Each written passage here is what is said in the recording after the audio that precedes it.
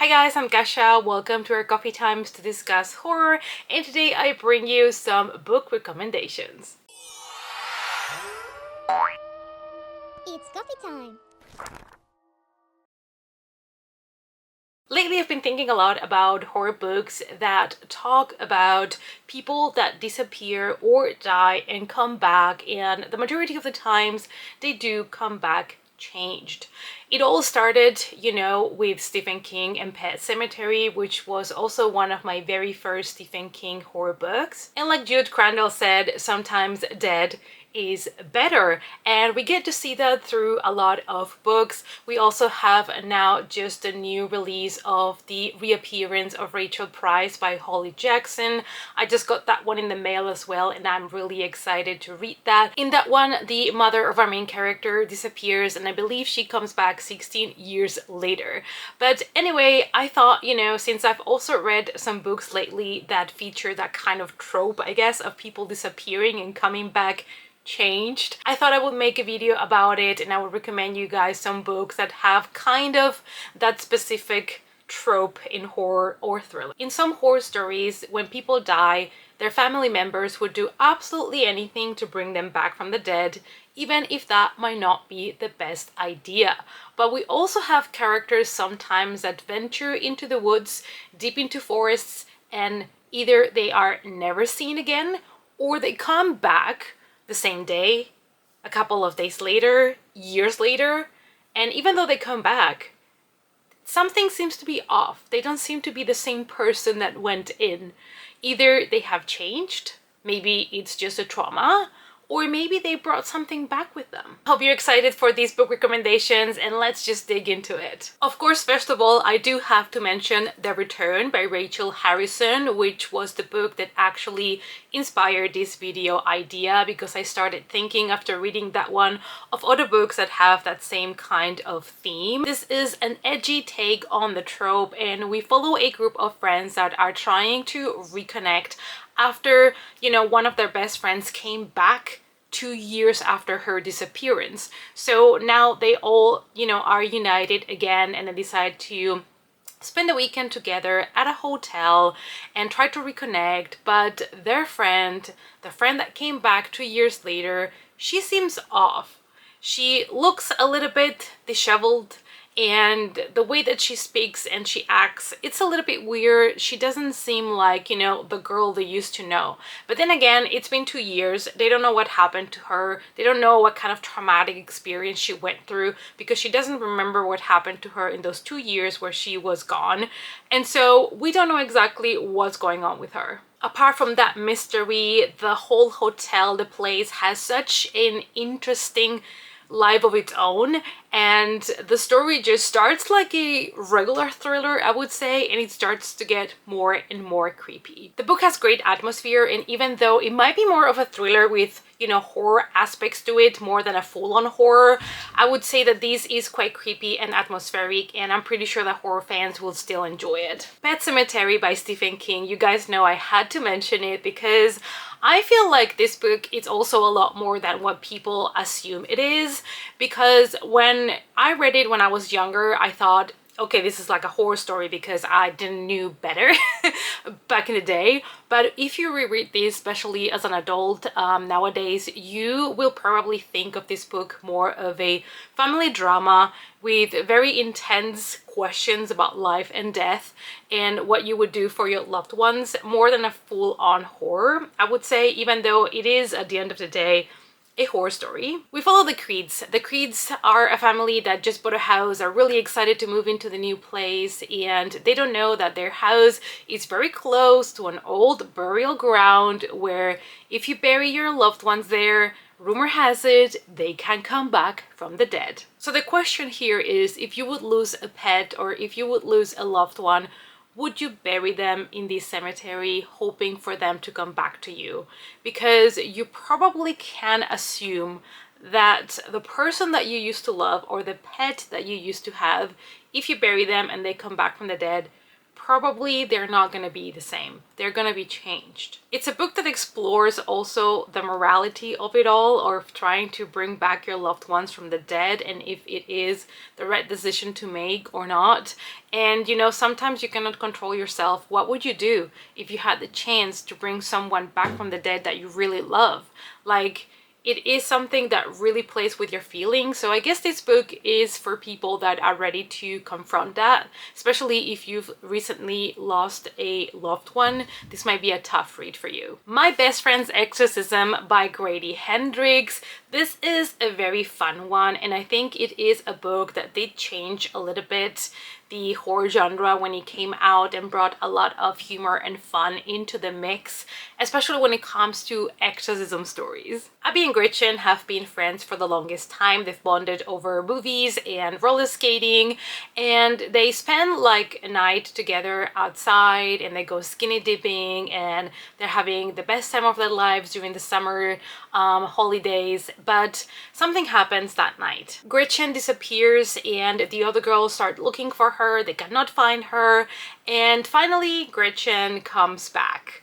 But when they go back to high school, Gretchen starts to get weirder and weirder. Her appearance also seems to change for the worse, and Abby comes to the conclusion, you know, the obvious: Gretchen must be possessed. So this is going to be more of a fun take when it comes to exorcism stories.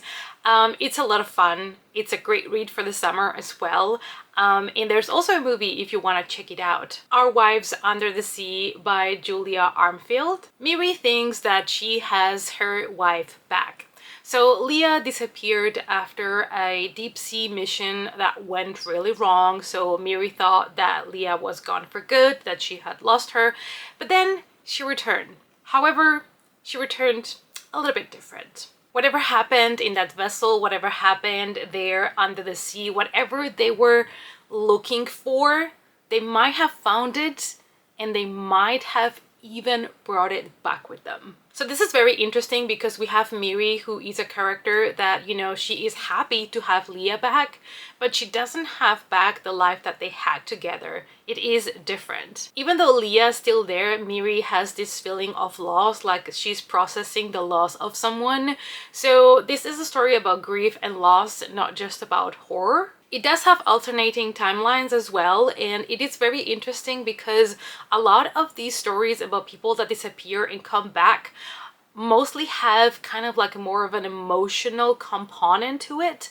Mostly it's about, you know, friendships and the challenges of friendships, like in their return, or what would you do if you would lose your child, like in Pet Sematary, or, you know, My Best Friend's Exorcism, that explores also friendships and how they change over time. And now in this one, we have also, you know, what if your marriage changes over time and you're still living with the same person that you got married to, but they are different. They're just not the same now. I just got deep there for a second. Let me get some coffee to fix that.